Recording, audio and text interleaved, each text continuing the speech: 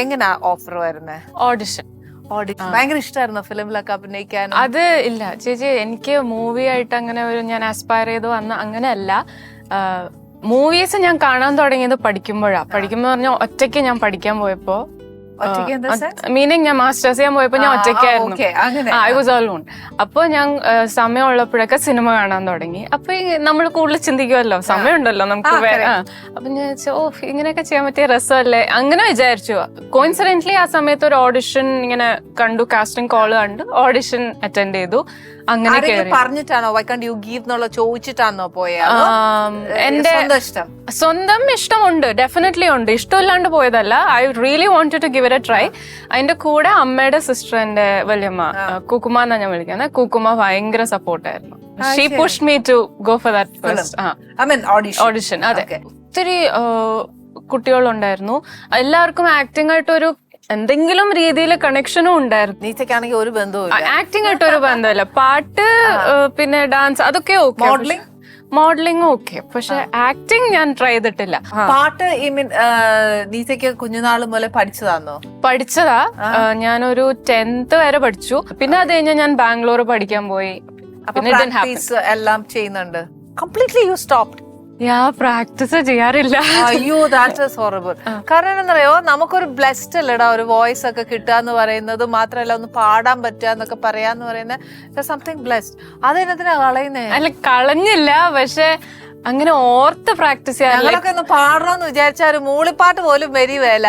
പക്ഷെ പാട്ട് ആസ്വദിക്കാൻ ഭയങ്കര ഇഷ്ടമാണ് എനിക്കും. അപ്പൊ വെക്കുമ്പോ കൂടെ ഇപ്പൊ എന്തെങ്കിലും പാട്ട് ബാക്ക്ഗ്രൗണ്ടിലുണ്ടെങ്കിൽ കൂടെ ഇങ്ങനെ പാടും. പക്ഷെ അതായിട്ട് ഇങ്ങനെ ഫോക്കസ് ചെയ്ത് ടൈം അലോട്ട് ചെയ്ത് പ്രാക്ടീസ് ചെയ്യാറില്ല. അപ്പൊ അത് നിർത്തിയത് കൊണ്ടും പക്ഷെ സാഹചര്യം കൊണ്ടാണ് നിർത്തിയത്. I truly admit that.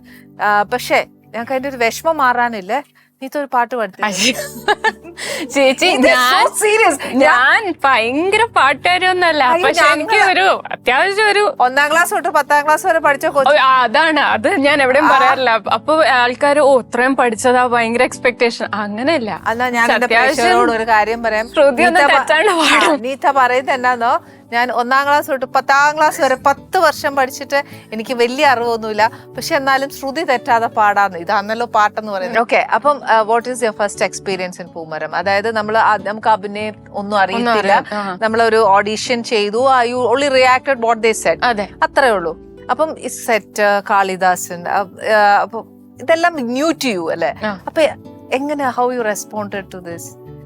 സെറ്റിലേക്ക് വരുമ്പോഴും ആങ്സൈറ്റി ഉണ്ടായിരുന്നു, ക്യൂരിയോസിറ്റി ഉണ്ടായിരുന്നു. ഇത് എങ്ങനെയാ സംഭവം ഒന്നും അറിയില്ല. എനിക്കൊരു ക്യാമറ ഫേവർ ചെയ്യാൻ പോലും പ്രോപ്പർലി അറിയില്ലായിരുന്നു. അപ്പൊ അതൊക്കെ സ്ട്രഗിൾ ആയിരുന്നു ആദ്യം.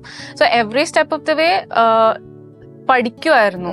ആൻഡ് പൂമരം ഒരു ആക്ട് ചെയ്ത പോലെ എനിക്ക് ഫീൽ ചെയ്തില്ല. ബിക്കോസ് എല്ലാം ഇങ്ങനെ കോളേജ് സിറ്റുവേഷൻസ് ആയിരുന്നു, സിനാരിയോസ് ആയിരുന്നു. പിന്നെ കൂടെ ഉള്ളവരും അതുപോലെ തന്നെ ആയിരുന്നു. Most of them I think first time ആയിരുന്നു മൂവിയിൽ അപ്പോ വന്നവരായിരുന്നു. അപ്പൊ നമ്മളെല്ലാരും ജസ്റ്റ് പേടിക്കാനില്ല, എല്ലാരും പേടിച്ചിരിക്കുന്നോണ്ട് നിനക്കറിയില്ലല്ലോ.